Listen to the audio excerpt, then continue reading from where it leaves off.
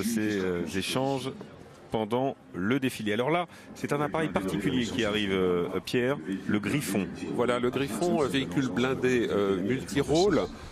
Qui sera en dotation pour l'armée de terre dans quelques années. Là, vous voyez les fantassins, il y en a normalement 8 à l'intérieur, mais je me demande s'il n'y en a pas 7 qui vont, attendez, oui, voilà, 7 qui sortent et qui mettent en œuvre différents matériels.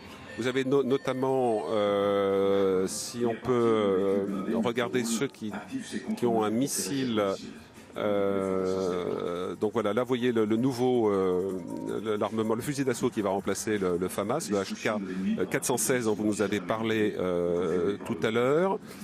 Alors cet appareil, il pèse 25 tonnes, il sert, vous l'avez dit Pierre, au transport des troupes, mais ça peut aussi se transformer en poste de commandement et d'observation pour l'artillerie, et ça peut aussi servir pour l'évacuation sanitaire. Voilà, et donc c'est ça qu'on appelle le blindé multirôle finalement. Voilà, et juste dans l'axe devant nous, vous avez un fantassin qui utilise une caméra qu'on appelle Cat Eyes. Là, ce sont, vous voyez, tout le système d'informatique, tout ce qui est connecté, c'est vraiment le combat du futur. La caméra Cat Eyes permet par reflet, par système de réfléchissement, d'identifier des tireurs adverses, c'est-à-dire de repérer les systèmes optiques d'ennemis qui se trouvent dans la zone. Donc là, vous avez vu les fantassins qui rentrent à l'intérieur. Voilà la fameuse caméra Cat Eyes. Et là, autant pour moi, je suis en train de me tromper. C'est le désignateur laser qui permet justement de fixer un spot sur une cible à tirer. Bon, j'aime votre souci de la précision. Ah bah oui, non, attendez, je l'ai. Voilà.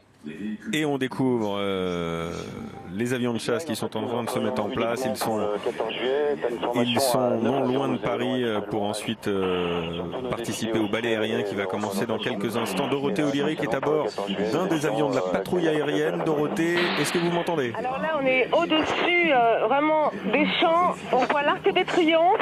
Et je peux vous dire qu'il y a beaucoup de gens qui aimeraient être à ma place, notamment les pilotes de Rafale qu'on a vu hier, qui disent c'est extraordinaire d'ouvrir dans un avion bleu, blanc, rouge avec ses fumigènes au-dessus des champs. On a une vue splendide parce qu'on ne vole jamais au-dessus de Paris. Capitaine, c'est plus qu'une fierté ce jour. Exactement, c'est une fierté de voler avec nos frères d'armes en fait, qui sont derrière nous sur le défilé. Et également une fierté de voler au-dessus de tous les militaires français qui ont été déployés en opération, qui sont encore déployés pour certains et qui le seront dans les prochains jours. Et avec derrière les F-16 américains que vous devez voir sûrement en ce moment. Donc un spectacle vraiment inouï. Merci, profitez bien des minutes qui vous restent à bord de ces avions de la patrouille de France. On a vu effectivement Donald Trump conquis.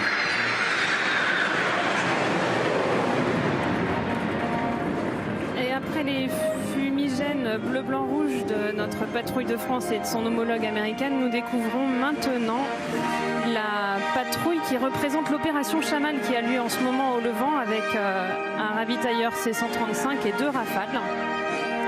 2 Rafales de l'escadron Lafayette, un Rafale et un Mirage 2000N, autant pour moi. Le Rafale qui remplacera l'année prochaine le Mirage 2000N pour les forces aériennes stratégiques qu'on verra tout à l'heure. Les 2 F-22 Raptor que vous avez vus volent régulièrement au-dessus du ciel en opération avec nos Rafales et nos différents avions de chasse. Voilà, vous découvrez maintenant 4 avions Rafale, cette fois, mais de la 30e escadre basée à Mont-de-Marsan. Le Rafale est donc un avion multirôle qui est capable de bombarder, de défendre le ciel ou de recueillir du renseignement. Et c'est bien ces avions qui combattent Daesh aujourd'hui depuis la base aérienne projetée en Jordanie, où œuvrent d'ailleurs 400 aviateurs quotidiennement. Nous verrons dans quelques minutes la version marine du Rafale. Le Rafale est considéré comme l'un des meilleurs avions de combat multirôle au monde aujourd'hui et a largement fait ses preuves en opération. Oui, chaque avion est seulement distant de quelques mètres, c'est incroyable. Là, vous avez une vue donc, du Rafale et des 2 Mirage 2000. Il y a 6 autres Rafales basés en permanence dans le golfe arabo-persique, il faut le savoir aussi. De belles images de notre avion fleuron de l'armée de l'air. au-dessus de Paris, effectivement par un temps splendide. On est à quoi, 500 km/h là-haut? Oui, environ. Donc nous, c'est le thème d'aujourd'hui, nous opérons ensemble, donc vous l'avez vu avec des avions américains, avec les troupes au sol bien sûr, et nous nous préparons à cela. Donc vous voyez maintenant 4 Mirage 2000 RDI de l'escadron de chasse Île-de-France, avec 2 Alpha Jet de l'escadron d'entraînement 3-8 Côte d'Or. Donc c'est sur ces avions que nos pilotes de combat s'entraînent avant d'être envoyés en opération. Les Alpha Jet sont appelés agresseurs, puisqu'ils simulent l'ennemi pour l'entraînement de nos pilotes. Maintenant, vous apercevez notre tour de contrôle volante avec cette AWACS, accompagné de Mirage 2000-5 de l'escadron 1 de Cigogne. Car l'armée de l'air garantit en permanence, vous l'avez dit déjà, la protection de l'espace aérien national. C'est la police du ciel qui œuvre 7 jours sur 7 et 24 heures sur 24. D'ailleurs, un AWACS est actuellement en mission opérationnelle au-dessus de nos têtes pour la protection de l'événement du jour avec notre drone Reaper qui vole pour la première fois en mission opérationnelle aujourd'hui. Vous comprenez bien que l'armée de l'air intervient sur tous les fronts pour la protection de la France et des Français. Février de cette année, 2 Mirage 2000-5, donc comme ceux que vous voyiez juste avant sur l'image, ont intercepté et accompagné 2 bombardiers russes qui volaient sur les eaux internationales, au-dessus des eaux internationales et qui s'étaient approchés un peu de nos côtes. Voilà, une image subjective, c'est absolument magnifique. Paris vu du ciel. Voilà, et de temps en temps, donc, on revoit nos 2 Rafales et nos 2 Mirage 2000 depuis le ravitailleur. En patrouille très serrée comme vous pouvez le constater à quelques mètres les uns des autres, mais nos pilotes s'y entraînent quotidiennement ou quasi quotidiennement et sont sans doute très fiers de vous montrer leur savoir-faire aujourd'hui, bien sûr. Oui, ça va très vite, 7 km entre la Défense et la Concorde en quelques secondes. Maintenant vous découvrez à nouveau 4 Alpha Jet après le bloc des forces aériennes stratégiques, juste avant, 4 Alpha Jet de l'école d'aviation de chasse de Tours. C'est en effet sur cet avion, le même que celui de la patrouille de France, que les élèves de pilotes de chasse sont formés en vue d'obtenir leur fameux brevet, leur fameux macaron. L'Alpha Jet sera progressivement remplacé par un autre avion très prochainement. Et un petit clin d'œil à la ville de Nice, puisque des Alpha Jet également du 2-8 Nice défilent ce matin au-dessus de leur ville marraine. Voici nos marins du ciel maintenant, marins du ciel avec un avion Hawkeye et son radar au-dessus, donc c'est un petit peu le pendant de notre AWACS. Et il est accompagné ce matin de 3 Rafales marines. Les 4 avions que vous voyez sont capables d'être catapultés du porte-avions Charles de Gaulle et d'apponter bien sûr. Et il faut savoir... Leur crosse est sortie. Oui, comme s'ils allaient apponter. Comme ça on les distingue des autres avions Rafale que vous avez pu voir. Et il faut savoir qu'un pilote de l'US Navy vole aux commandes d'un des Rafales ce matin. Vous avez aperçu en fond 2 A400M, donc c'est notre nouvel avion de transport. Maintenant on revient sur les marins du ciel avec cette Atlantique 2 de patrouille maritime. La patrouille maritime qui fête ses 100 ans cette année également. Cet Atlantique 2 est un avion particulièrement polyvalent, capable notamment de larguer des bombes. C'est pas forcément son emploi principal, il a été conçu pour la chasse aux sous-marins, mais voilà nos 2 A400M de nouveau. Donc l'Atlas, l'Atlas c'est son nom, l'Atlas de la 61e escadre qui révolutionne le transport aérien militaire par ses capacités. C'est un véritable symbole d'innovation technologique, c'était le thème aussi du jour. Il est capable d'aller beaucoup plus vite, plus loin et avec plus de charge que les avions que vous verrez défiler juste après. Et je peux vous dire que Donald Trump est absolument conquis, il n'arrête pas d'échanger et de demander des informations à Emmanuel Macron. Oui, Emmanuel Macron qui lui explique à partir des documents officiels qu'ils ont tous en main dans quel ordre les avions défilent. Enfin, c'est vraiment, on les sent puisqu'on les a vraiment à vue juste en dessous de nous, très très attentifs. Voilà les Atlas qui poursuivent le défilé. Alors l'Atlas peut emporter par exemple 2 tigres ou 3 véhicules de l'avant blindé ou encore 66 blessés sur brancard. Le transport aérien militaire maintenant un peu plus ancien qu'on voit apparaître sur l'écran avec un Transal qui est vraiment le doyen du transport aérien militaire et qui prendra une retraite bien méritée en 2023. Mais il a encore de belles missions à accomplir d'ici là. Et deux CASA qui sont des avions de transport un peu plus légers mais qui assurent quotidiennement la logistique au plus près de nos hommes. Là maintenant vous apercevez un avion indispensable à nos soldats qui réalise en particulier des évacuations sanitaires depuis les théâtres d'opération pour rapatrier nos blessés sur les hôpitaux de métropole. C'est un Falcon 2000 de l'escadron de transport 60 basé à Villacoublay. Vous pouvez facilement imaginer que le T-60 est une unité qui ne dort jamais puisque cet avion est d'alerte 24 heures sur 24 pour rapatrier nos blessés. Alors malheureusement, si j'ose dire, ces avions réalisent en moyenne une évacuation par semaine. Oui, c'est énorme. Et pour clore cette première partie de défilé aérien, vous voyez maintenant 3 Xingu de l'école d'aviation de transport d'Avord qui forment les futurs pilotes d'A400M de CASA et de Transal. Et c'est également donc sur cet avion que les jeunes pilotes de transport cette fois obtiennent leur brevet. La formation est interarmée et interalliée.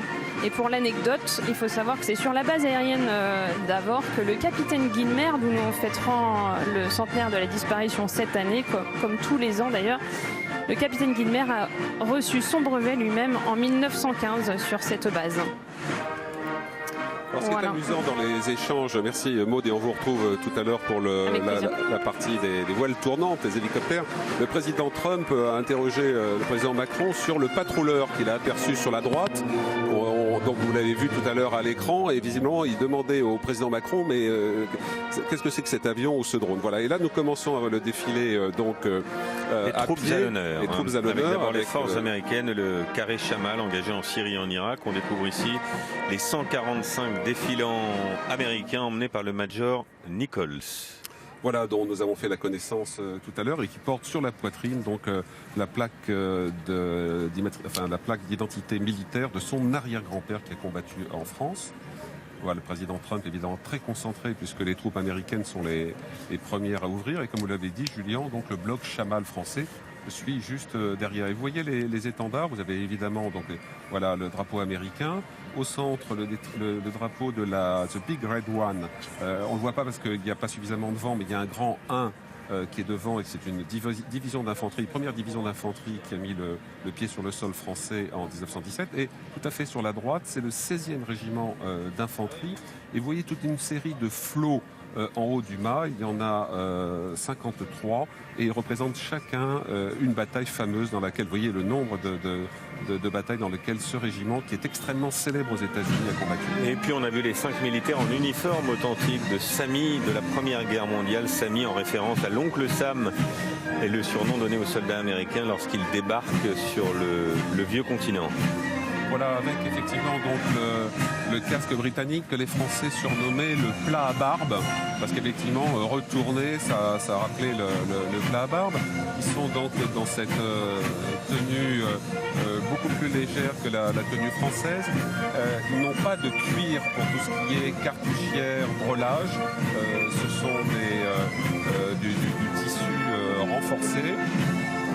Et les soldats américains avaient 2 fusils de dotation, le Enfield et le Springfield, mais ils ont été très largement armés par les Français, notamment avec le fusil mitrailleur Chauchat. Voilà, vous voyez les cartouchières qui sont en tissu, il n'y a pas de cuir, donc c'est plus ergonomique entre guillemets.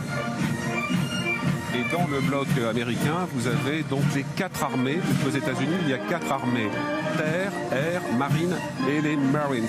Qui constituent les Marines, l'US Navy et l'US Air Force, qui fête d'ailleurs, Pierre, cette année, ses 70 ans. Voilà, le Major Nichols. Major, pour les anglo-saxons, ce n'est pas l'équivalent de notre grade de major, mais de commandant. Donc c'est un officier supérieur. On a vu le président américain qui fait le salut militaire. Voilà, c'est une sacrée image, ça, Pierre. Oui, effectivement, les Américains, même en civil, peuvent saluer militairement, ce que les Français ne font pas. Quand on est en civil, on ne salue pas militairement. On peut donner un coup de tête en arrière, ce que faisait notamment Jacques Chirac, qui connaissait bien les traditions militaires.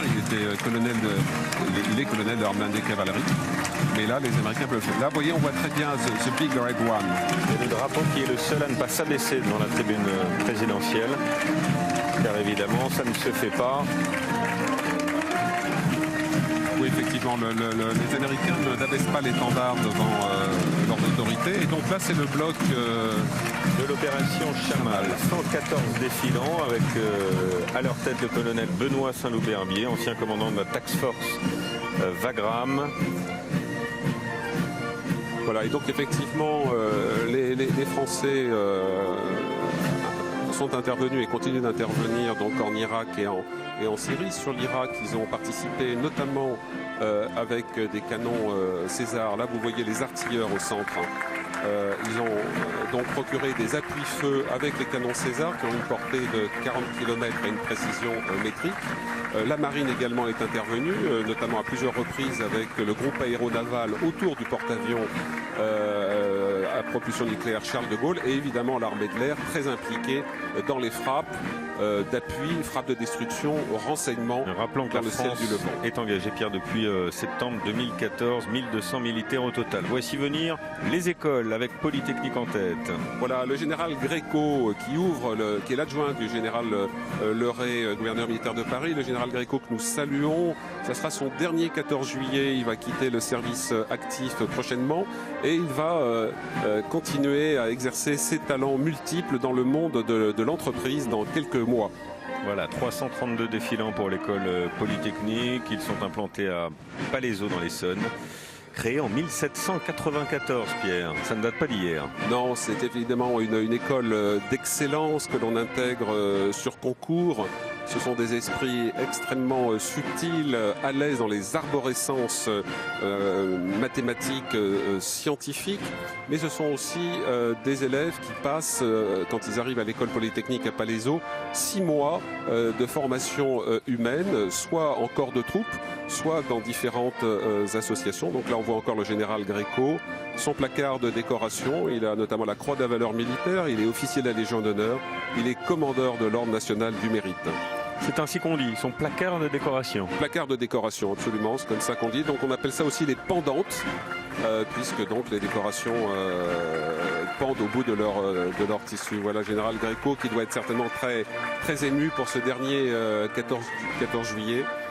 Donc voilà, l'école polytechnique, nous y revenons avec en tête le colonel Bernard Tourneur, qui est un sapeur qui vient de la BSPP, la brigade de sapeurs-pompiers de Paris. Voilà, on le voit en plein centre. Oui, il est chef de corps et directeur de la formation humaine et militaire de cette école polytechnique.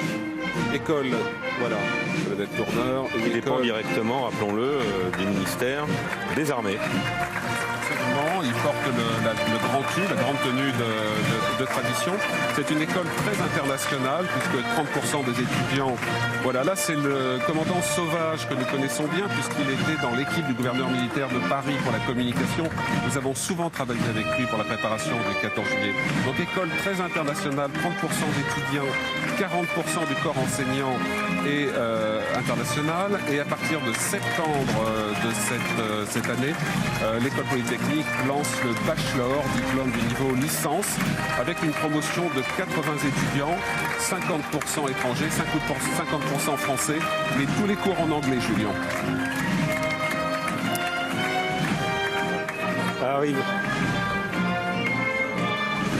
Arrive ensuite l'école des officiers de la gendarmerie nationale. Pour la patrie, l'honneur et le droit, telle est leur devise. 104 défilants emmenés aujourd'hui par le colonel Benoît Gauthier, qui est le directeur de l'enseignement.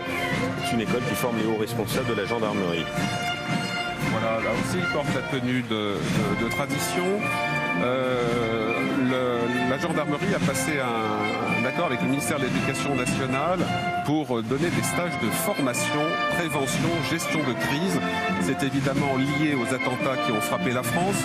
Et vous verrez, je ne pourrai pas le dire à chaque fois, nous ne pourrons pas, Julien, le dire à chaque fois, mais il y a dans les rangs ce que j'appelle la génération Bataclan, c'est-à-dire des jeunes hommes et des jeunes femmes qui ont changé de vie, qui ont changé d'orientation professionnelle pour s'engager dans les armées, en l'occurrence là dans le bloc de la gendarmerie.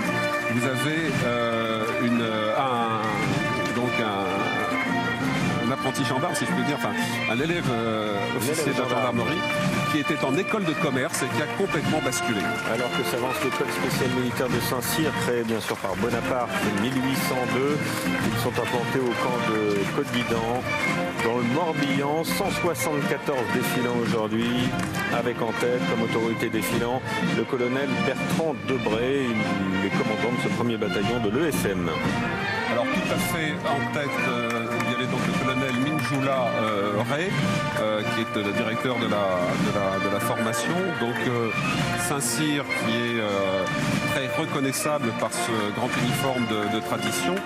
Et le casoar surmonté de plumes blanches et rouges, qui datent en fait du Second Empire. Ce sont les couleurs de la Maison d'Angleterre que Napoléon III leur avait demandé. Voilà, alors on les voit sur ces superbes images. Et donc Napoléon III leur avait demandé de mettre sur leur shako, leur casoar, ce plumet pour honorer la reine Victoria qui venait en France.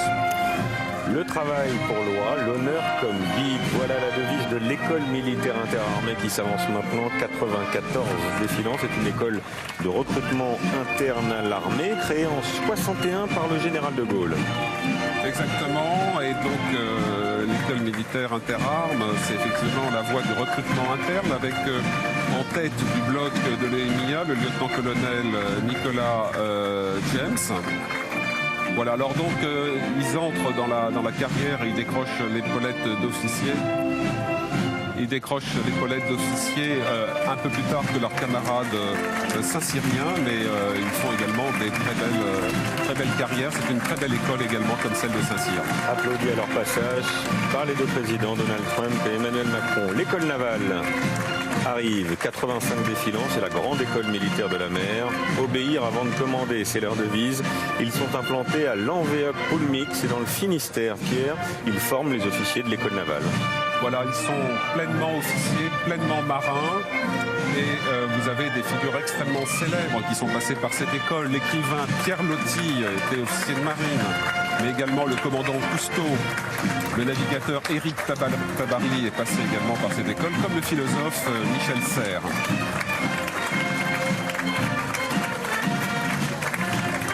Voilà, là vous voyez ce qu'on appelle la cravate de l'étendard, et cette cravate est décorée de la Légion d'honneur et de la Croix de guerre des territoires d'opération extérieure.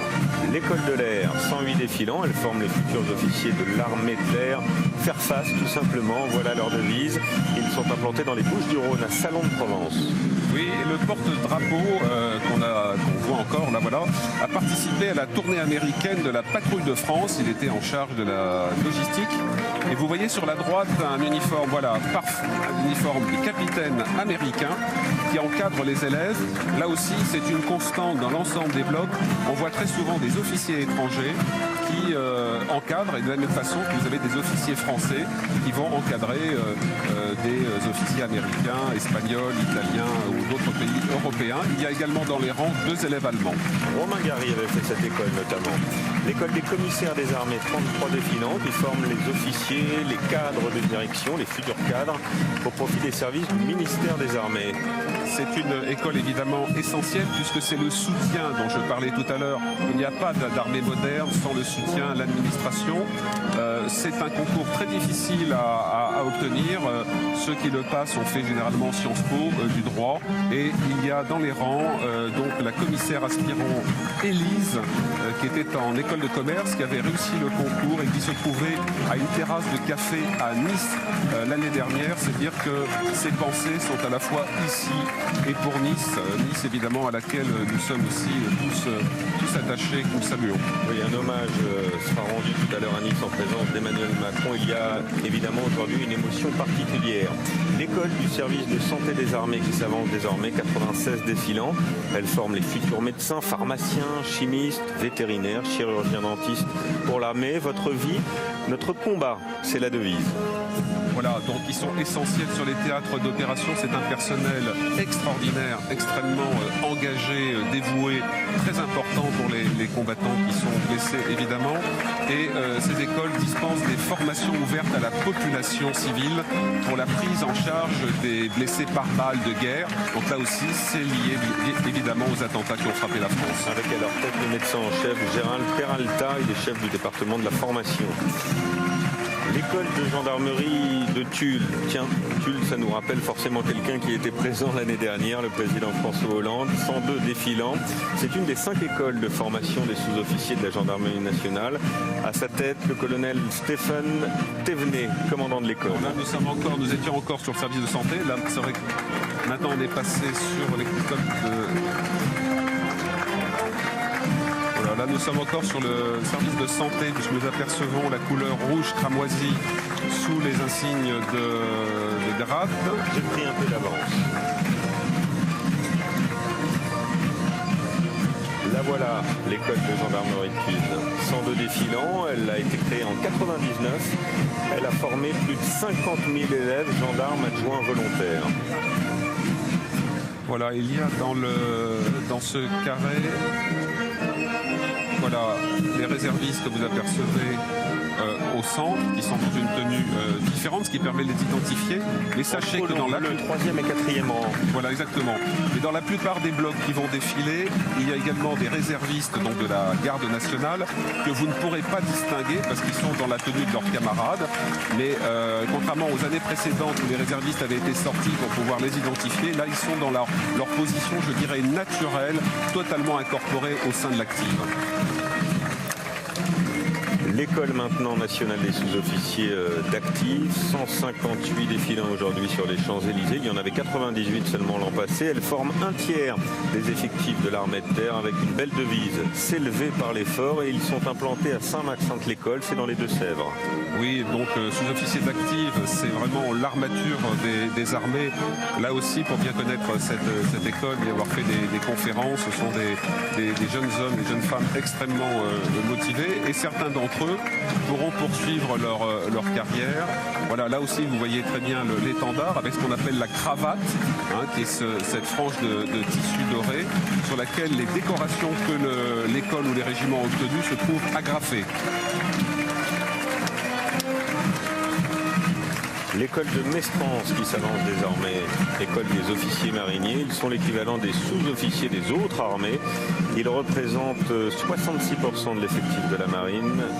Ils sont basés à Brest dans le Finistère. À leur tête, comme autorité défilant, le capitaine de frégate Philippe Guivarch. Il est directeur de l'école. Honneur, patrie, valeur, discipline. Telle est leur devise. Oui, et sur donc le capitaine de frégate Guivarch, donc qui est officier supérieur, il faut souligner qu'il est passé par l'école de Mestrance, donc il a été officier marinier, c'est-à-dire sous-officier. Et là aussi, c'est une illustration de ce qui existe au sein des armées, à savoir l'ascenseur social. On le retrouvera sur plusieurs blocs, on ne pourra peut-être pas le dire à chaque fois, mais c'est un élément important pour les familles qui sont attachées à cette dimension d'ascenseur social. Les armées apportent cela. L'école de formation des sous-officiers de l'armée de l'air qui forme tous les mécaniciens de l'aéronautique. Ils sont implantés à Rochefort, Charente-Maritime bien sûr. À leur tête, le colonel Philippe Collin. Voilà, c'est aussi l'objet du thème cette année, opérationnel, tous ensemble. Exactement, puisque là on a vraiment un bloc avec un panachage de tenues. Vous voyez des bérets de l'aviation légère de l'armée de terre, les calots de l'armée de l'air, les casquette de la marine. Donc effectivement, c'est une mutualisation des moyens et tout le monde passe par là. Là, vous voyez les placards de décoration que portent les militaires aujourd'hui, qui montrent le nombre d'opérations auxquelles ils ont participé, notamment celui-ci a dû faire, je pense, la Côte d'Ivoire, puisqu'il porte la médaille d'outre-mer, et un autre théâtre. Voilà pour les écoles. Place maintenant l'armée de terre avec d'abord le 1er et le 2e régiment d'infanterie de la garde républicaine. Ils sont 118 défilants. C'est eux qui assurent, on l'a dit tout à l'heure, la sécurité des plus hautes autorités de l'État, l'Élysée, Matignon, l'Assemblée nationale, le Sénat. Leur devise en tout temps, en avant. Absolument. Et il y a, comment dirais-je, ces gendarmes d'actifs, mais également des réservistes, participent à Sentinelle, la mission de protection du territoire national qui a été mise sur pied après les attentats contre la France. Et il faut préciser également que le 2e régiment d'infanterie compte des équipes cynophiles spécialisées dans la recherche d'explosifs. En général, cette tribune est visitée par des équipes justement de chiens pour détecter d'éventuels explosifs. Je peux vous assurer qu'avec l'avenue de Trump, ça a été redoublé. Avec le fameux plumé, on l'a aperçu. Le corps de réaction rapide France, l'état-major français qui assure le commandement d'une force terrestre nationale ou multinationale jusqu'à 60 000 hommes, c'est énorme. C'est la première fois qu'ils défilent, ils sont implantés à Lille. Voilà, en tête le général de corps d'armée Thierry Corbet, qui est suivi par l'officier général de division Hagmann, qui est allemand. Vous voyez qu'ils se sont tous alignés alors qu'il y a 12 nationalités différentes sur le pas français, sauf donc le deputy commandeur, le commandant en second que vous voyez ici, qui salue à l'allemande et qui a conservé le pas allemand. Sinon tout le monde s'est formaté, mais c'est tout à fait normal. Vous voyez, donc les Allemands ont le salut qui ressemble à celui des Américains, qui est différent des Français. Donc là, c'est vraiment tout à fait international. Arrive ensuite, on va les apercevoir, le 1er régiment de tirailleurs. Alors vous allez être déçus parce que le bouc Messaoud n'est pas là, parce que voilà, c'est pas très simple de le faire défiler ou pas. En revanche, ils ont ce nouveau fusil dont on parlait tout à l'heure, fusil d'assaut HK 416, qui défile pour la première fois en remplacement du FAMAS. Leur devise, le premier, toujours le premier. Voilà, c'est simple et efficace. Ils sont implantés à Épinal, dans les Vosges, avec à leur tête le colonel Cyril Leprêtre. Voilà, petite pensée pour Philippe Séguin, maire d'Épinal, qui a voulu et qui a obtenu la création de ce régiment, qui a récupéré les grandes traditions militaires des régiments de tirailleurs marocains, algériens et tunisiens. Voilà, et ils sont engagés 416. Oui, et ils sont engagés au Liban dans le cadre de la mission Finul et au Mali dans le cadre de l'opération bien sûr Barkhane dont on a parlé tout à l'heure. Le 1er régiment de hussards parachutistes, 109 défilants avec une double spécialité, la cavalerie, le parachutisme. Ils sont engagés au Sahel, en République centrafricaine dans le cadre de l'opération Sangaris. Ils sont implantés à Tarbes. Renaud Rondet, le colonel, est à leur tête. Voilà, c'est l'échelon blindé d'urgence de la 11e brigade parachutiste. Donc ils ont la possibilité d'aérolarguer leur blindé qui descend en parachute sur des palettes. Et les personnels sont parachutés juste derrière. Et ils ont la capacité de mettre en œuvre ces véhicules en 30 minutes. En seulement 30 minutes. Le 68e régiment d'artillerie d'Afrique. Ils sont 109 aujourd'hui à défiler, dotés notamment du fameux canon César employé pour la reprise de Mossoul il y a peu de temps. Vous l'avez suivi sur nos antennes et notamment nos journaux. De l'audace toujours, telle est leur devise. Ils sont basés à Valbonne, dans l'Ain. Voilà, la Valbonne, effectivement, et donc le canon César, qui a une portée de 40 km, précision métrique. Régiment d'artillerie d'Afrique, vous trouvez donc la symbolique du croissant et de l'étoile sur le képi. On retrouve très souvent sur les attributs d'armes les éléments de tradition liés à l'histoire militaire de la France. Oui, implanté camp de la Valbonne, donc. Voilà, vous voyez sur le képi, là, à la fois l'étoile chérifienne et le croissant qui se trouve en dessous. Donc eux portent encore le FAMAS, mais dans quelques années, ils seront tous équipés du fusil HK 490. Voilà, le 13e régiment du génie, avec en tête le colonel Lenoble. Donc c'est un régiment qui est très employé, Barkhane, Guyane, Côte d'Ivoire, Et en tête, il y a deux commandants de compagnie, notamment le capitaine Guillaume qui commande la 4e compagnie. C'est pas lui parce que lui c'est un lieutenant, mais donc le capitaine Guillaume qui commande la 4e compagnie. C'est un régiment qui utilise également le matériel Buffalo et le Strat qu'on a vu tout à l'heure, c'est-à-dire ce système de déploiement de gravure rapide. Voilà, applaudi par les deux chefs d'État. Le 46e régiment de transmission, 48e qui arrive maintenant. 109 défilants, ce sont à la fois des combattants, des techniciens. Ils installent les systèmes d'information et de communication nécessaires aux opérations. Ils sont basés à Agen, relier et ainsi unir. C'est leur devise. Ils sont emmenés par le lieutenant-colonel Patrice Chabot. Les transmissions, c'est absolument essentiel. Vous ne pouvez pas monter d'opération militaire sans pouvoir communiquer, parler. Et d'ailleurs, l'objectif, c'est d'empêcher l'ennemi de le faire. Donc les transmissions, c'est vraiment une arme de la modernité d'aujourd'hui dans un univers extrêmement connecté qui donne un avantage sur les groupes de combat terroristes. Et ils fêtent cette année leurs 150 ans. C'est important de le dire.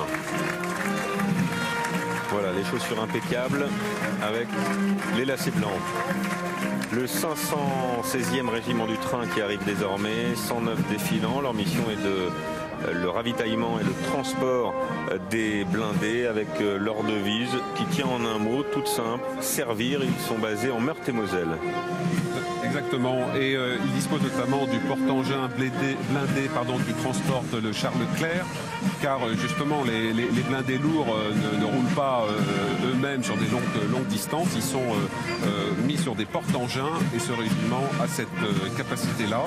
Et c'est un régiment qui a été déployé dans la bande sahélo-saharienne. Oui, j'allais ajouter sentinelle pour la défense du territoire national, c'est important. Ils peuvent aussi prendre en charge l'évacuation de ressortissants. Voilà, même image donc sur la cravate de l'étendard du régiment avec la croix de la valeur militaire, également la croix de guerre des territoires d'opération extérieure. L'équipage de la frégate Lafayette. 66 défilants, ils sécurisent le trafic maritime et luttent contre les trafics d'armes et de drogue qui financent le terrorisme. Leur devise, une question, pourquoi pas? Ils sont implantés à Toulon, dans le Var. À leur tête, on retrouve le capitaine de vaisseau Stanislas Delatte. Il est commandant de la frégate. Voilà, il est pilote de l'aéronaval et il a été formé notamment aux États-Unis. La frégate a passé 7 mois en opération au cours de l'année écoulée. 7 mois sur 12, c'est vraiment un poids considérable pour les familles. Rappelons que Lafayette est évidemment une figure emblématique de la guerre d'indépendance américaine et symbole de l'amitié franco-américaine, figure aussi de la Révolution française, bien sûr. L'équipage du sous-marin nucléaire d'attaque Casabianca, 46 défilants, précisons que c'est la propulsion qui est nucléaire, ce n'est pas un sous-marin de dissuasion à proprement parler. Ils sont basés à Toulon dans le Var, Lyon dans la guerre, Colombes dans la paix, c'est leur devise et ils sont emmenés aujourd'hui par le capitaine de frégate Cyril Babijon qui fête d'ailleurs ses 40 ans.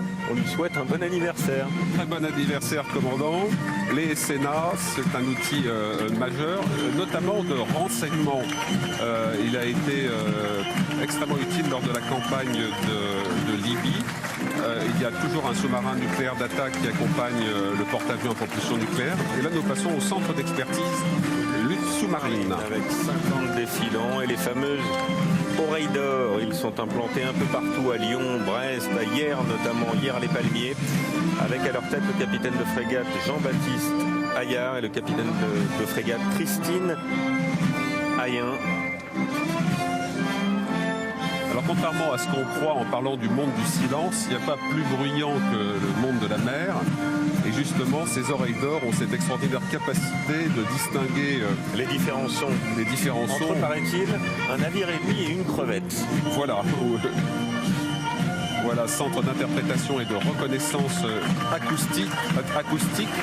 Donc c'est utile pour reconnaître l'ennemi et c'est utile aussi pour faire en sorte d'être soi-même le moins possible bruyant et transmetteur d'informations. Il nous a été dit qu'un des défilants a passé plus de 4 ans sous l'eau. Rendez-vous compte. Les marins des flottilles 4F et 11F, ils sont 50 à défiler aujourd'hui sur les Champs-Élysées. Ils opèrent depuis le porte-avions Charles de Gaulle. Ils sont implantés dans le Morbihan, et dans le Finistère. Ils ont participé aux 3 missions Arromanches en 2015 et 2016 dans la lutte contre Daesh. Le cadre de l'opération Chamal, bien sûr, Pierre.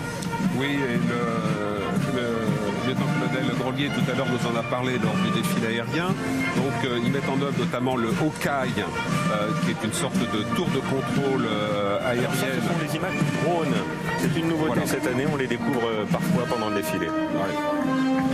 Donc là vous voyez encore une fois décoration, croix de la valeur militaire, croix de guerre des TOE, qui montre que ces régiments ont été extrêmement valeureux et décorés pour cela.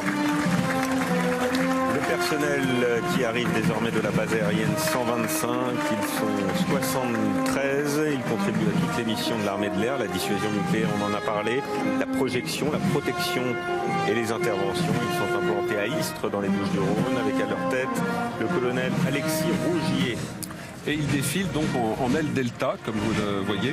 Donc ça nous rappelle le Mirage plus que le Rafale. Mais c'est un très beau dispositif de défilé.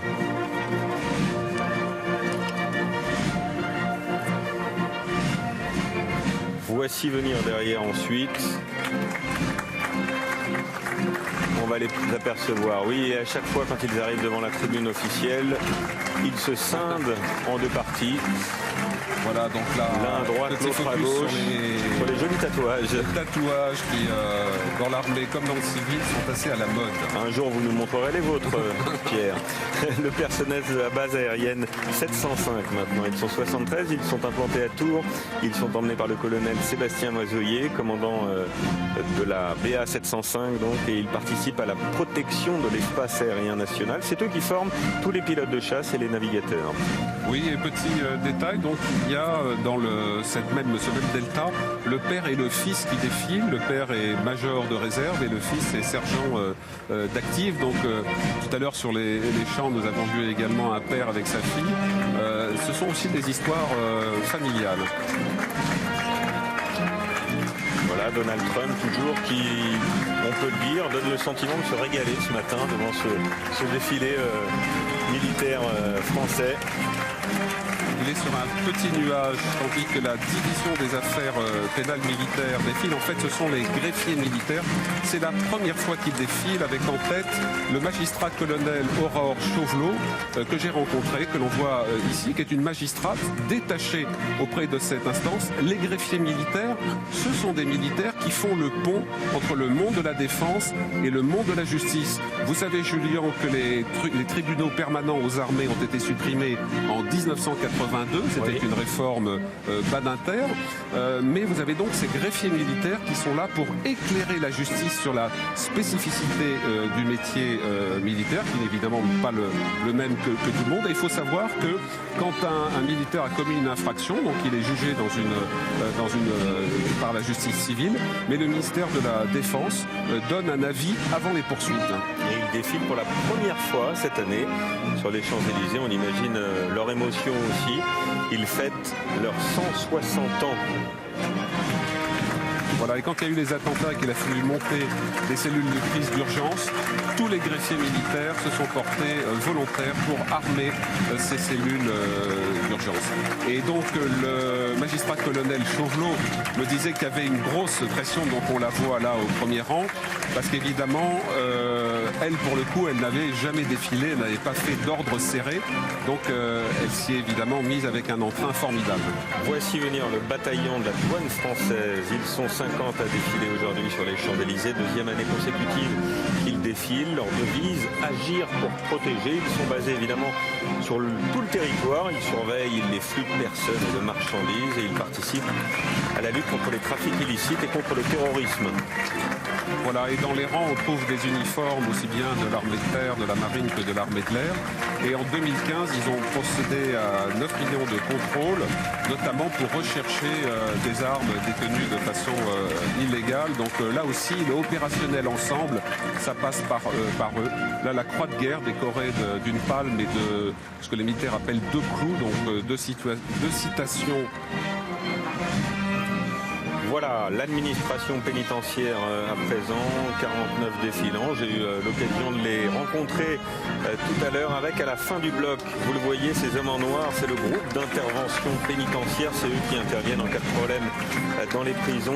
Je peux vous dire, Pierre, que ce sont de solides gaillards et qu'on se sent vraiment en sécurité à leur côté. Ils sont implantés à Agen, leur devise, développons nos compétences, et ils sont emmenés par une femme, Sophie Bleuet, la directrice de cette école nationale de l'administration pénitentiaire.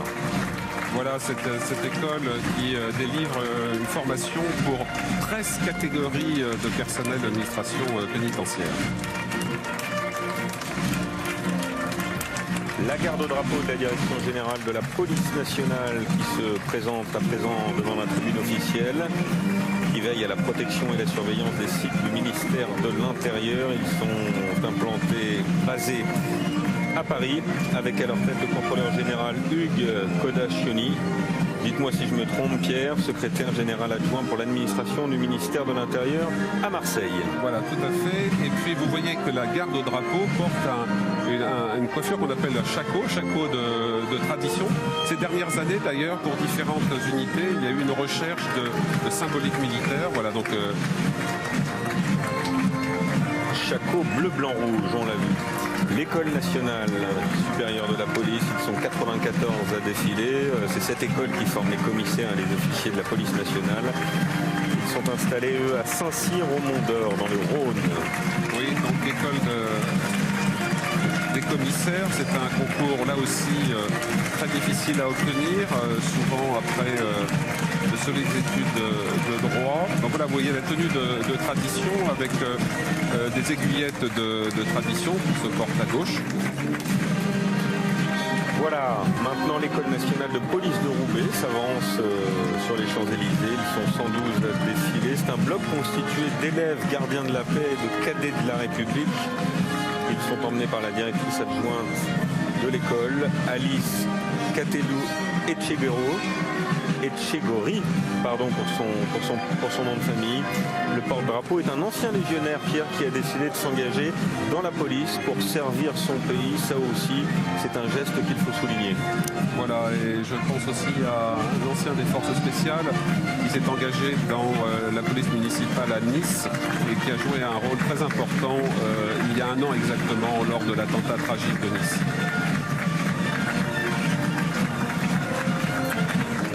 On observe à chaque fois évidemment le mouvement de pas, le mouvement de bras toujours parfait au millimètre.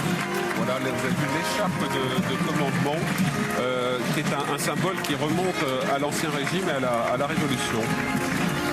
Et voici venir l'école nationale supérieure des officiers de sapeurs-pompiers. Ils sont 83 à défiler. Cette école forme les 25 000 officiers sapeurs-pompiers de France, professionnels ou volontaires. Ils sont basés à Aix-en-Provence avec à leur tête le colonel général Hervé Hénard.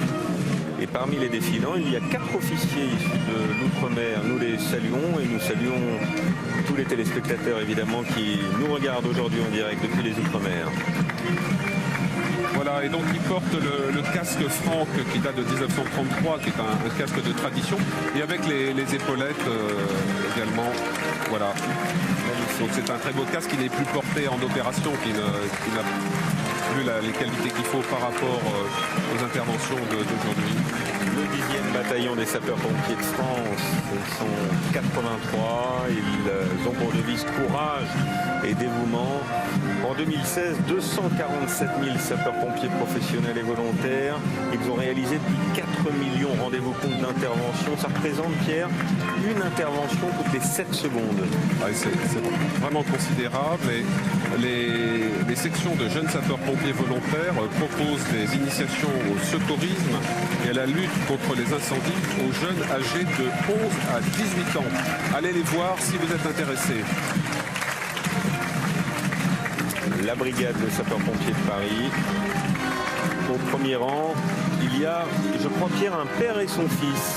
Oui, major et sergent, tous les deux d'actifs. La BSPP est une formation militaire qui a été créée par Napoléon Ier en 1811 parce que l'empereur était furieux. L'ambassade d'Autriche, son beau-père étant autrichien ayant brûlé, et donc il a créé ce corps militaire qui porte de ces très belles traditions. Et ils vont bientôt changer de tenue. Ils auront une nouvelle tenue orange. Ce sera dans le courant de cet été.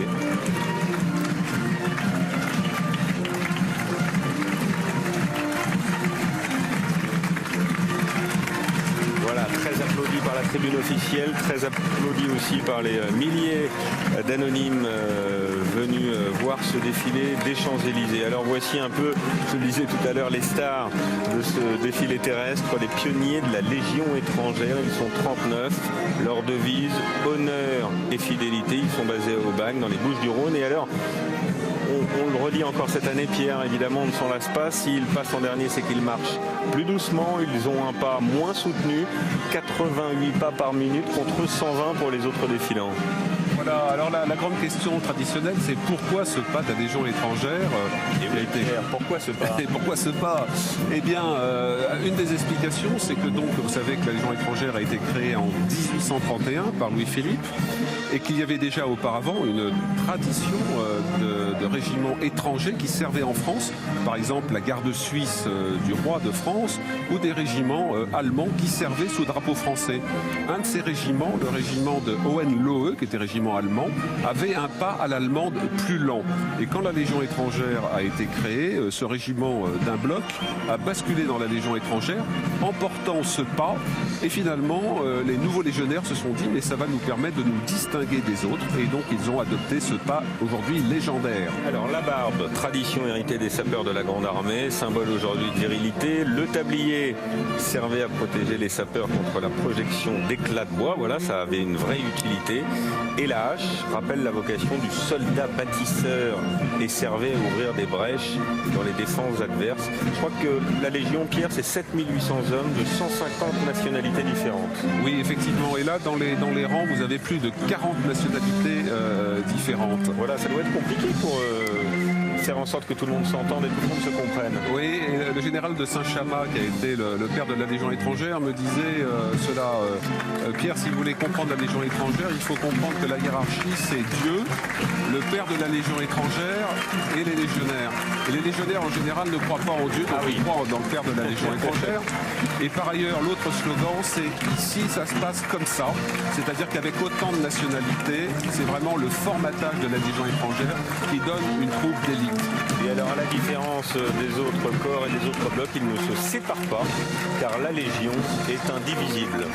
Exactement, donc en fait, elle pivote d'un bloc devant la tribune et déjà, le défilé aérien des voiles tournantes commence et je repasse la parole au lieutenant-colonel Grolier. Alors, on va simplement saluer avant la musique de la Légion étrangère qu'on a vue et qui joue cette formidable musique. Ils sont 57 défilants.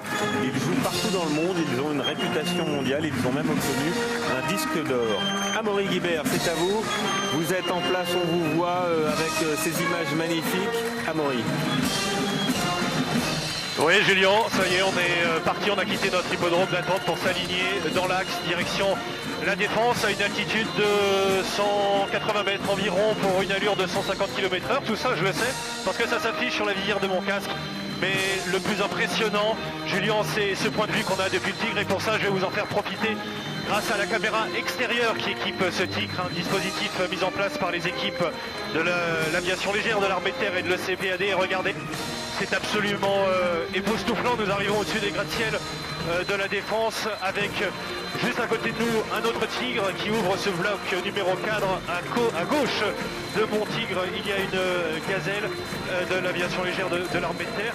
Tout cela se fait avec une précision d'orfèvre. Nous étions sur l'hippodrome d'attente, on a eu le top départ et on a alors emprunté une porte de sortie pour vraiment être parfaitement aligné et surtout dans le timing. L'ordre est venu du PC installé au sommet de l'Arc de Triomphe.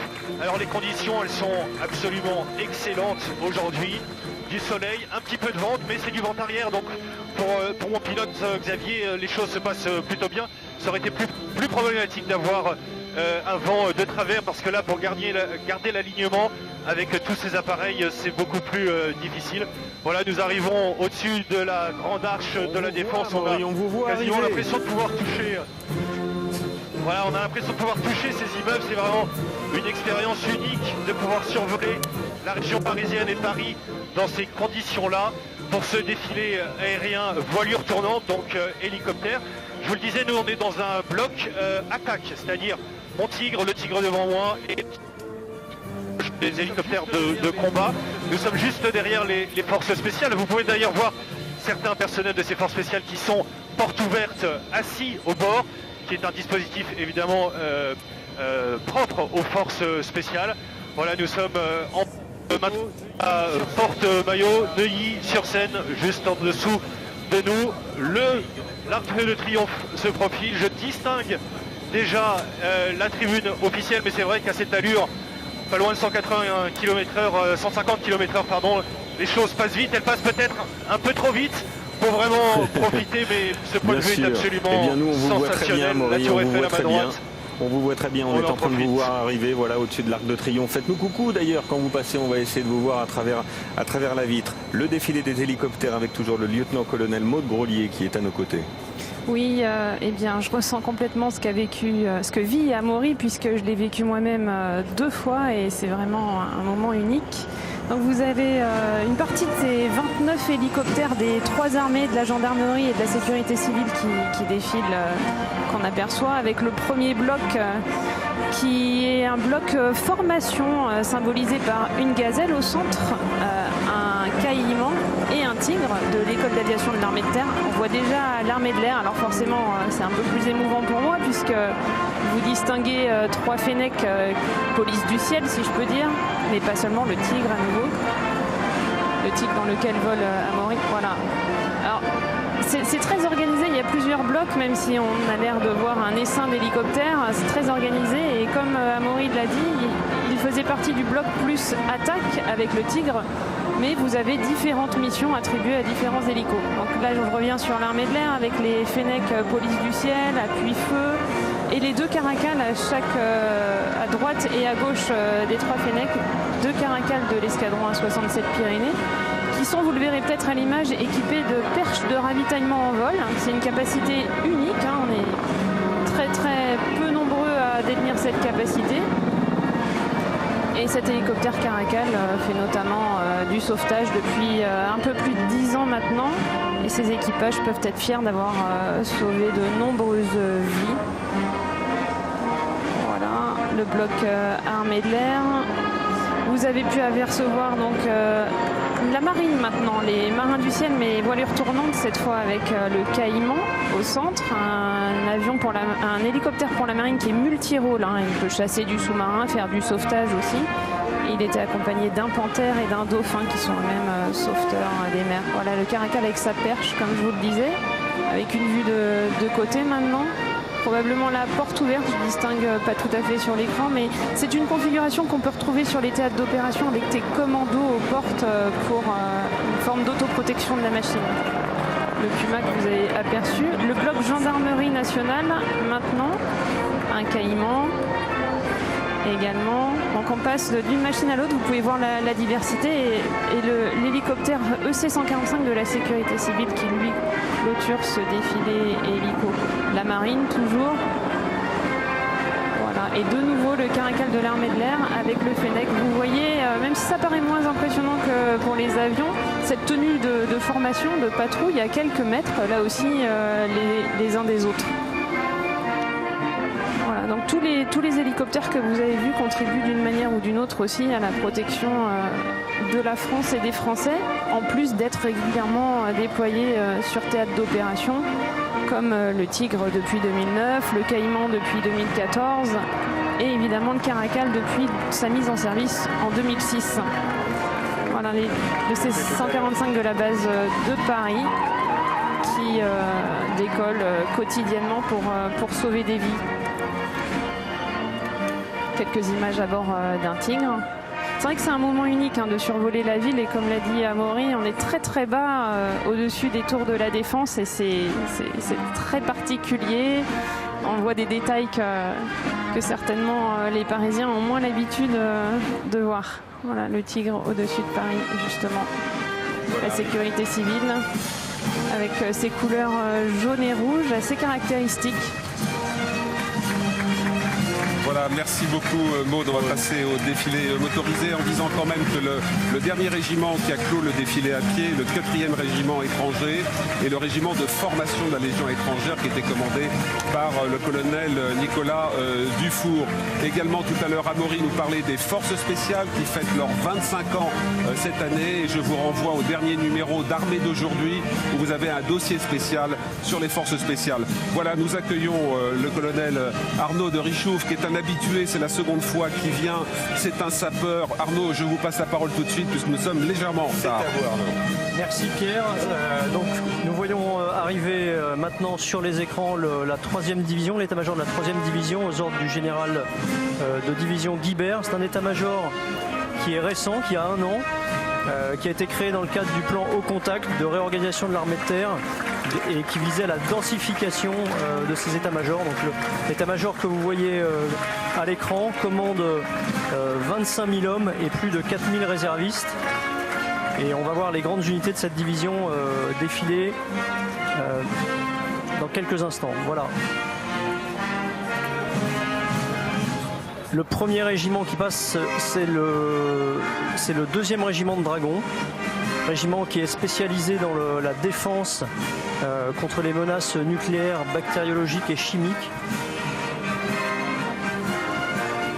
Voilà, donc détachement aux ordres de son chef de corps et qui est composé de plusieurs véhicules de détection. On devine maintenant à l'écran des camions VLRA et VAB de décontamination, donc qui servent à faire passer les unités qui auraient pu être contaminées dans un cycle de décontamination.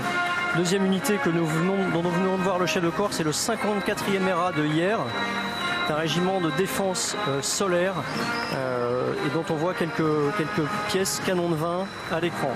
Et enfin, 3e régiment de cette division, le 31e régiment du génie, stationné à Castel-Sarrazin, le régiment d'appui de la division avec des moyens lourds. Vous voyez ici une grue Liber et un régiment qui a une forte capacité à produire de l'eau et de l'électricité, donc aide au stationnement des troupes en opération. Et maintenant à l'écran, les 3 commandants de brigade. La division est composée de 3 brigades. Une brigade, c'est un ensemble d'à peu près 7000 hommes. Et on voit donc à l'écran les 3 commandants de brigade, la 11e brigade parachutiste. À l'écran, le général Durieux commandant la 6e brigade légère blindée. Et à gauche, le général Casanova qui commande la 2e brigade blindée de Strasbourg.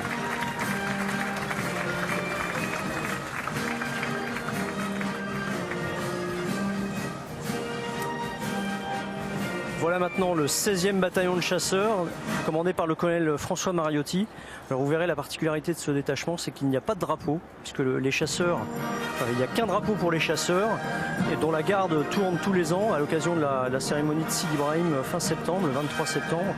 Et donc là, le bataillon de chasseurs défile avec son chef de corps et le fanion du bataillon. Mon colonel, c'est peut-être important de rappeler aussi qu'ils sont engagés dans l'opération Sentinelle au Sahel et en République centrafricaine. Je crois qu'il y a 18 véhicules qui défilent aujourd'hui sur les Champs-Élysées.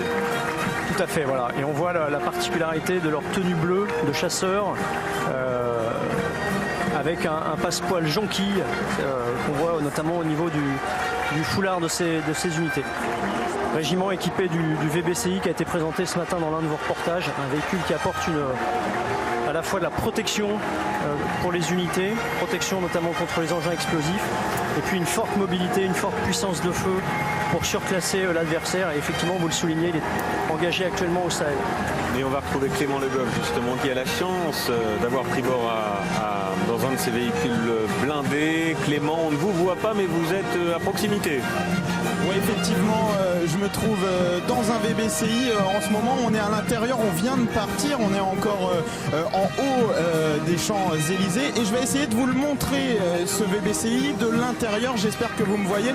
Alors regardez, dans l'habitacle, eh bien, il y a 8 places pour 8 fantassins. Et puis il y a également cette petite fenêtre. Regardez au bout, c'est un épiscope. C'est un instrument d'optique qui permet de voir sans être vu. Et nous, eh bien justement, on voit cet alignement parfait derrière nous avec l'Arc de Triomphe. On est à peu près à 15 km/h. C'est pas très saccadé, en tout cas c'est plutôt confortable. Et maintenant je vous propose de regarder notre caméra extérieure, j'espère que vous la voyez. Ce sont deux caporaux chefs qui font en ce moment leur premier défilé. Alors vous le voyez, c'est attitude martiale, ils n'ont pas le droit de bouger. Tous les deux, eh bien, pour la petite histoire, ils ont fait leur classe ensemble il y a 7 ans, les caporaux chefs Johan et Damien du 92e régiment d'infanterie de Clermont. Et depuis, eh bien, ils ont été engagés ensemble en opération extérieure en Afghanistan, au Mali pour l'opération Serval et puis au Liban l'an dernier. Et ils partiront une nouvelle fois ensemble en octobre à Abu Dhabi. En tout cas, ici de l'intérieur, je peux vous dire, c'est assez impressionnant, c'est calme. Aux répétitions, ce qu'ils craignaient, c'est la boîte automatique de ce VBCI, parce que ils craignaient que les transmissions se fassent par à-coups. Et bien, je peux vous dire que c'est plutôt stable. Vous voyez, nos deux caporaux chefs, ils bougent à peine, ils sont concentrés, et on est en ce moment au milieu des Champs-Élysées. À tout à l'heure, Julien. Merci Clément pour ce direct, et on continue de suivre évidemment ces véhicules qui arrivent devant la tribune officielle, mon colonel. Bien, on voit à l'écran arrive le 5e régiment de dragons, régiment de la 7e brigade blindée aux ordres du colonel Patier, qui est un régiment spécifique à double titre. Tout d'abord, c'est un régiment interarmes. Il est composé de cavaliers, de fantassins, d'artilleurs et de sapeurs, structurellement. Donc, ça leur permet de s'entraîner ensemble. Et puis, c'est un régiment qui a une triple mission. C'est un régiment opérationnel des forces, un régiment de cavalerie de la brigade. Mais c'est également un régiment qui contribue à l'entraînement des forces terrestres en fournissant ce qu'on appelle la force adverse au centre d'entraînement au combat. Et puis c'est un régiment qui, à partir de la fin de l'année, va expérimenter le système Scorpion, notamment tous les moyens de communication et les premiers équipements qui vont arriver dans la force terrestre. Donc on voit à l'écran les chars Leclerc et puis maintenant les VBCI, et le capitaine qui est à l'écran défile avec sa fille. On l'a vu tout à l'heure sur les Champs-Élysées. Donc lui est commandant d'unité, capitaine, et sa fille est réserviste au sein du régiment.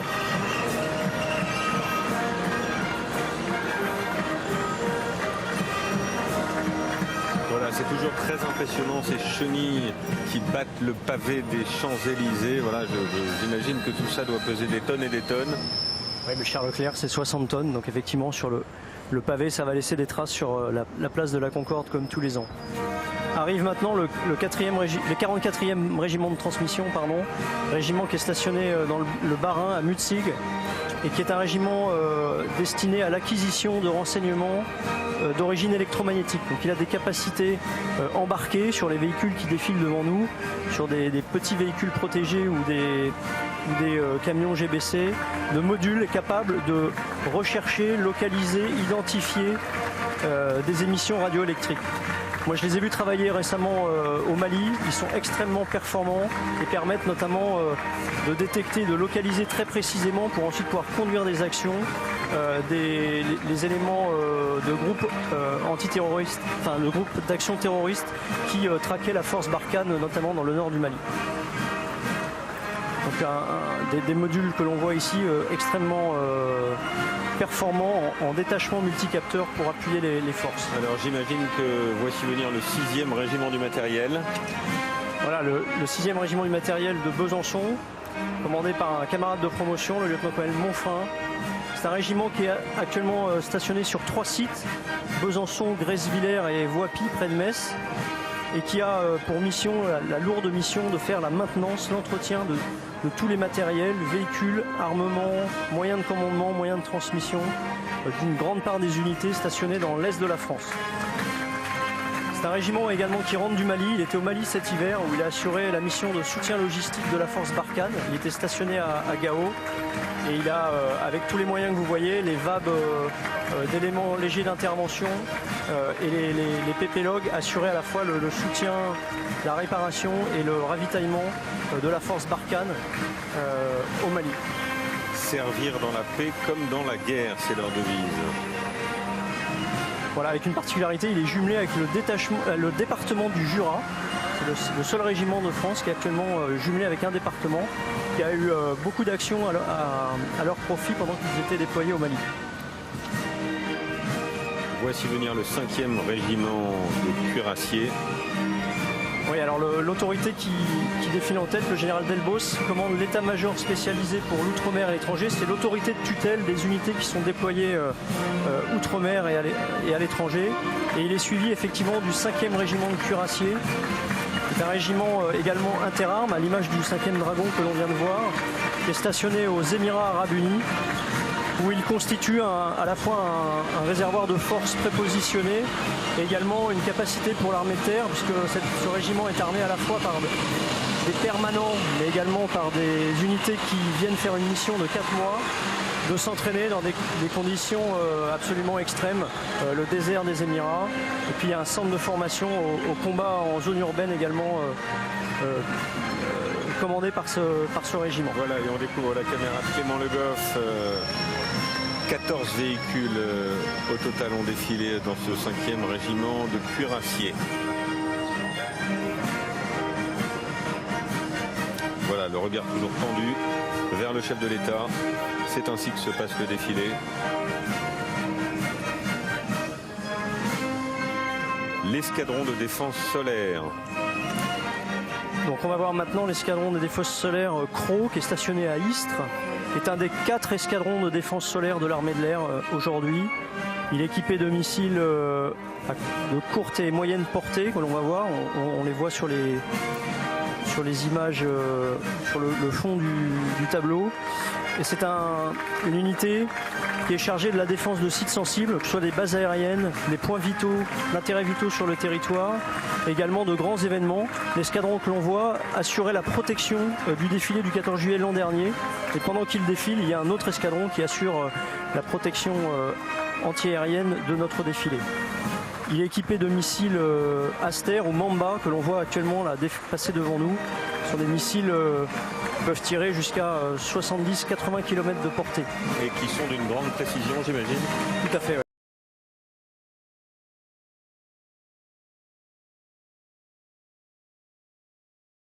Puis c'est un régiment qui a une triple mission, c'est un régiment opérationnel des forces, un régiment de cavalerie de la brigade, mais c'est également un régiment qui contribue à l'entraînement des forces terrestres en fournissant ce qu'on appelle la force adverse au centre d'entraînement au combat.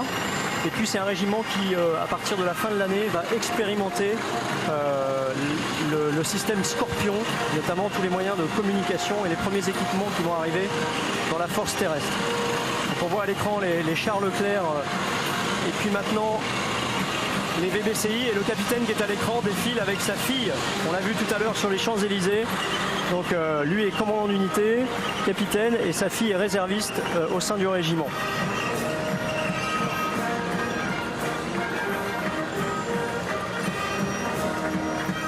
C'est toujours très impressionnant ces chenilles qui battent le pavé des Champs-Élysées. Voilà, j'imagine que tout ça doit peser des tonnes et des tonnes.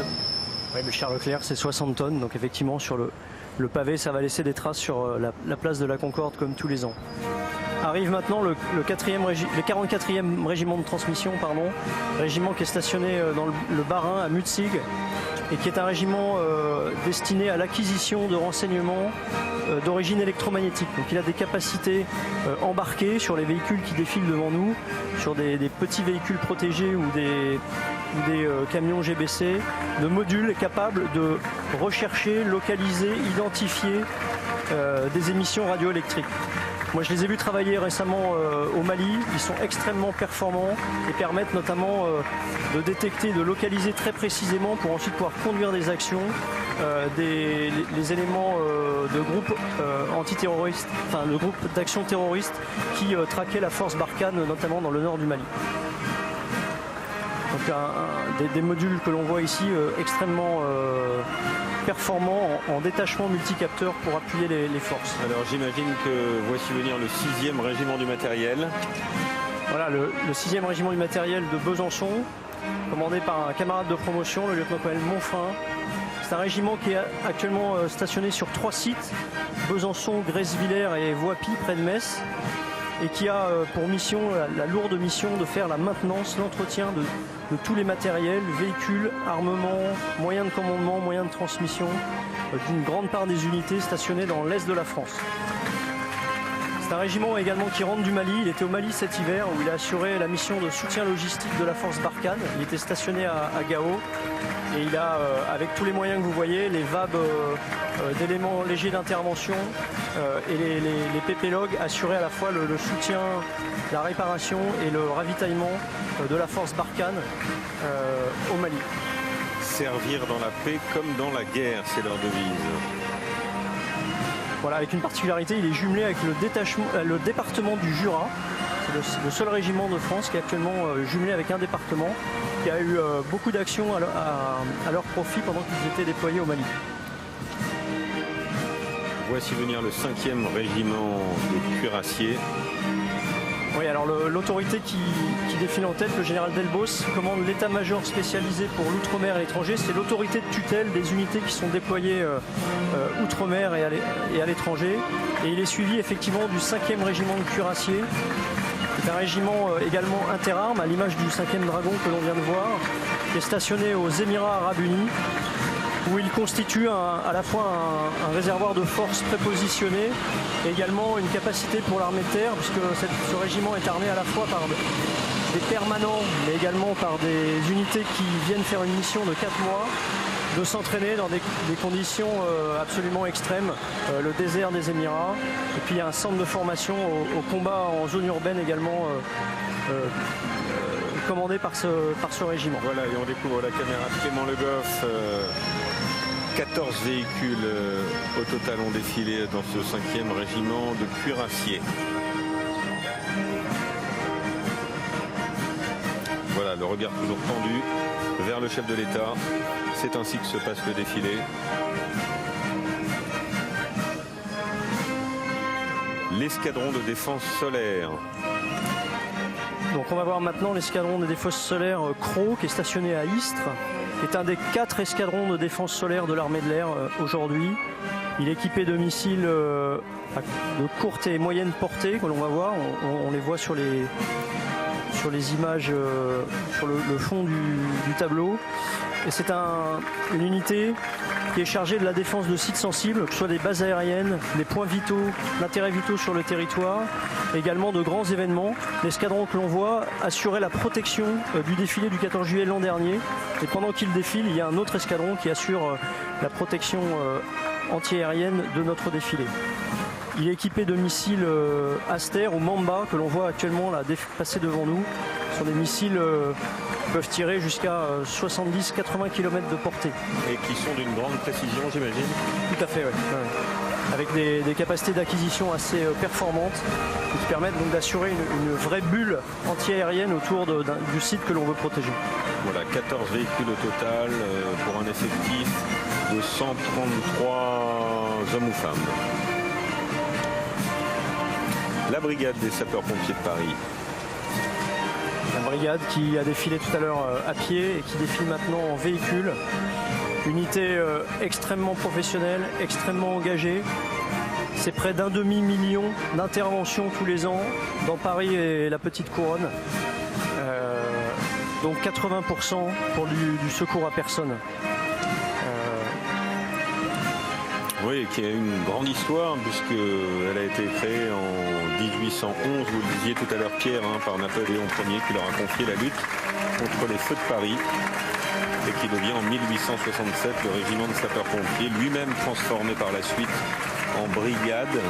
C'était le 1er mars 1967 avec cette caméra de l'intérieur comme si vous y étiez, voilà, juste devant la tribune officielle.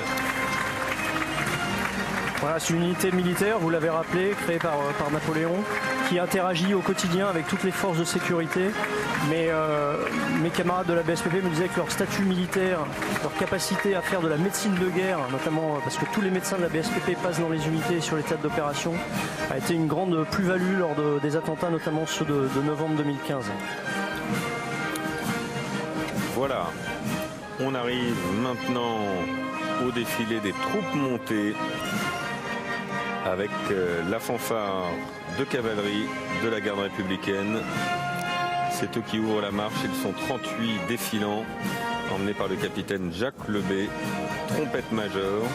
C'est l'escorte à cheval du président de la République. Il défile au trot enlevé, tandis que le reste du régiment défile au trot assis. C'est une des particularités. Composé d'un officier trompette major, de 2 timbaliers, de 35 trompettes. Voilà, et ils sont suivis par le régiment de cavalerie de la garde républicaine. C'est toujours assez compliqué de descendre les Champs-Élysées qui sont pavés. Donc vraiment ça demande une grande maîtrise. Et pour la fanfare, il faut à la fois guider son cheval et jouer d'un instrument dont certains sont assez lourds. Le timbalier par exemple, c'est un mouvement alternatif assez compliqué. Alors il faut rappeler que au temps encore une fois des guerres impériales, les ordres étaient donnés par la trompette de cavalerie. Le clairon c'est pour les troupes à pied, donc la trompette de cavalerie donnait les ordres, et c'est pour cela que la crinière de leur casque est colorée rouge, de façon à ce que dans le feu des combats on puisse les identifier tout de suite, savoir regarder où se trouve le trompette qui va donner les ordres par cet instrument. Alors vous évoquiez tout à l'heure leur rôle. Ils protègent évidemment les institutions, l'Élysée, Matignon, l'Assemblée nationale, le Sénat, mais ils ont aussi un vrai rôle, une vraie mission de sécurité publique. Ils ont réalisé 12 500 patrouilles et 500 services d'honneur l'an passé, par exemple, avec des missions de surveillance des grands rassemblements. Je voudrais qu'on dise un mot des chevaux aussi, que ce sont des chevaux qui sont choisis avec une grande attention, à l'âge de 3 ans, qui intègre un centre d'instruction spécialisé, en l'occurrence celui de Saint-Germain-en-Laye, où ils sont préparés pendant 2 ans avant d'intégrer ce fameux régiment de cavalerie. Et ils doivent pouvoir rester calmes dans tout environnement, dans un environnement hostile bien sûr, en ville, au milieu des voitures, au milieu de la foule, dans des ambiances parfois difficiles, le bruit, la musique.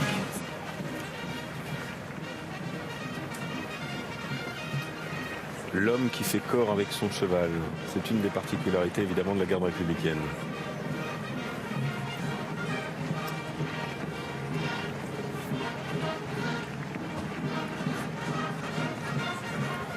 Alors dites-moi si je me trompe, mais je crois qu'il faut faire 1m70 minimum pour pouvoir être membre de la garde républicaine. Je crois qu'il y a deux tailles différentes suivant le régiment dans lequel on sert.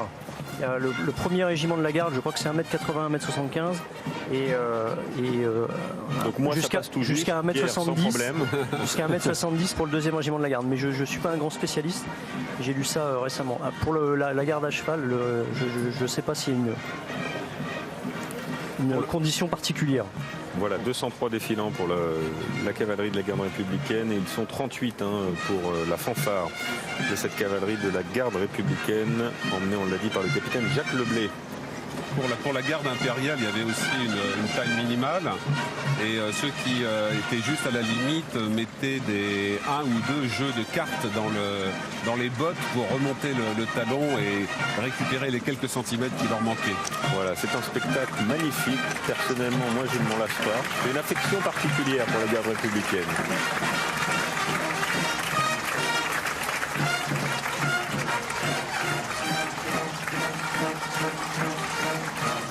Ça permet de rappeler d'ailleurs le sens de l'uniforme qui était destiné d'une certaine façon à transcender la peur de la mort. Alors c'est bien évidemment le fait que ça permet au groupe d'avoir une cohésion très forte, car tout le monde est habillé de la même façon. Les insignes de grade permettent de savoir qui est qui. Mais d'une certaine façon, c'est aussi l'idée que pour aller jusqu'à la mort, eh bien, il faut aussi, enfin c'était le sens notamment sous le Premier Empire, le Second Empire, un peu le début de la Troisième République, avoir des tenues qui est vraiment du prestige, de façon à tirer le combattant vers le sacrifice suprême, ce qui est évidemment pas très simple. Vous voyez Pierre, ce trot parfaitement maîtrisé, un trot assis, le fessier ne bouge pas malgré les secousses, malgré les pavés, le regard est tendu vers la tribune officielle, le président de la République, Emmanuel Macron, c'est absolument magnifique. Le soleil est avec nous, le beau temps, c'est un formidable 14 juillet, j'espère que vous prenez beaucoup de plaisir à nous regarder, tout comme nous ici à vous faire partager ces moments d'histoire aussi. L'animation désormais. Merci mon colonel de nous avoir accompagnés. Merci beaucoup. Voilà l'animation de clôture de ce défilé qui met en valeur l'excellence des formations militaires des différentes armées de la gendarmerie avec toujours ce maître mot opérationnel ensemble.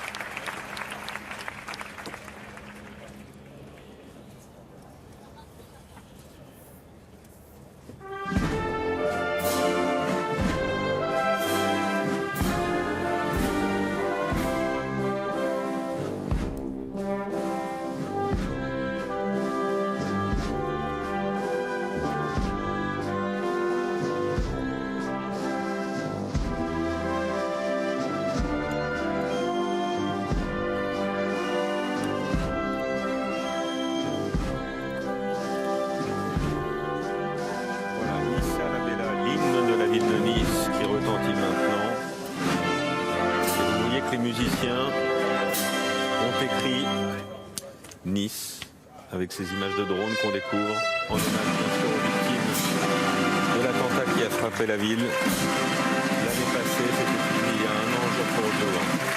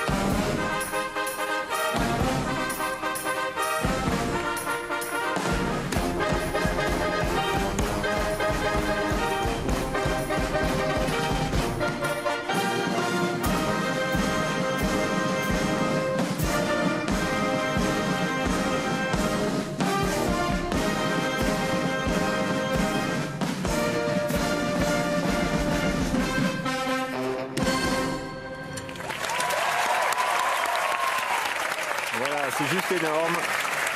Daft Punk qui retentit au pied de la tribune officielle.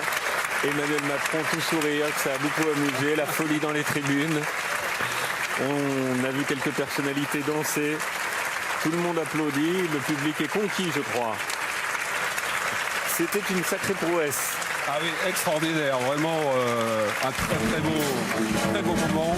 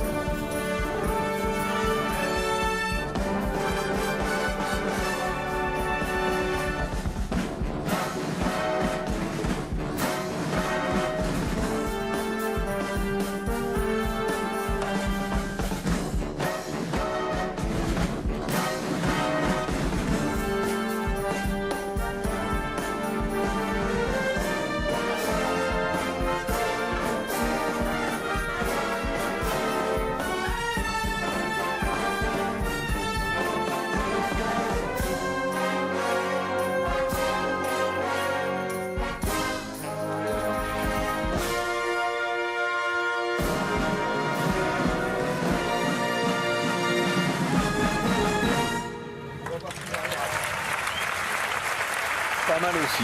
C'est la fête, chacun aura reconnu de Michel Fugain bien sûr. C'est ça la culture française, la musique électronique et la musique plus classique populaire.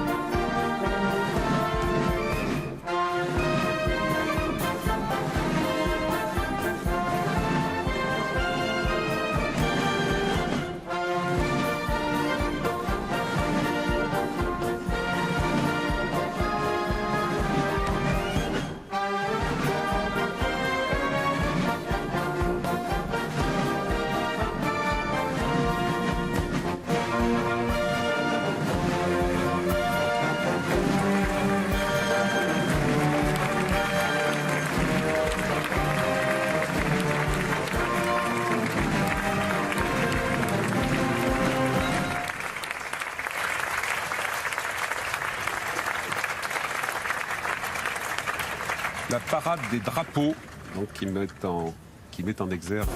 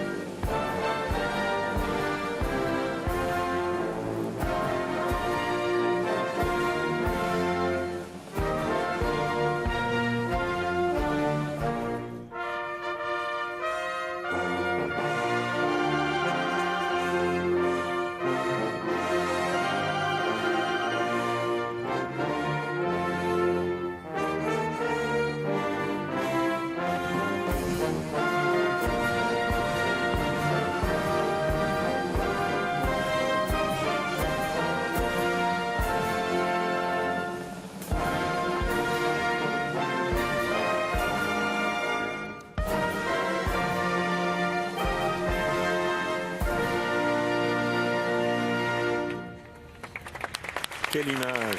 L'hymne américain, les deux drapeaux côte à côte, Donald Trump la main sur le cœur.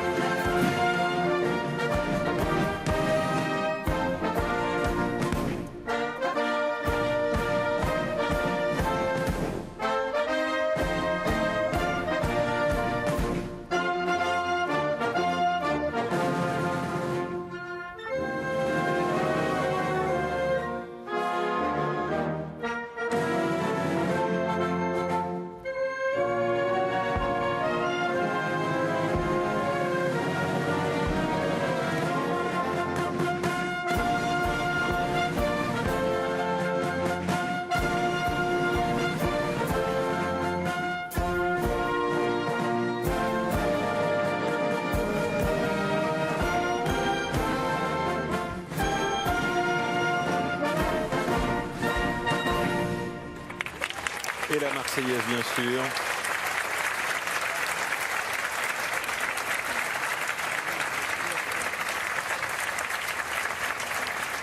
L'amitié franco-britannique incarnée par cette image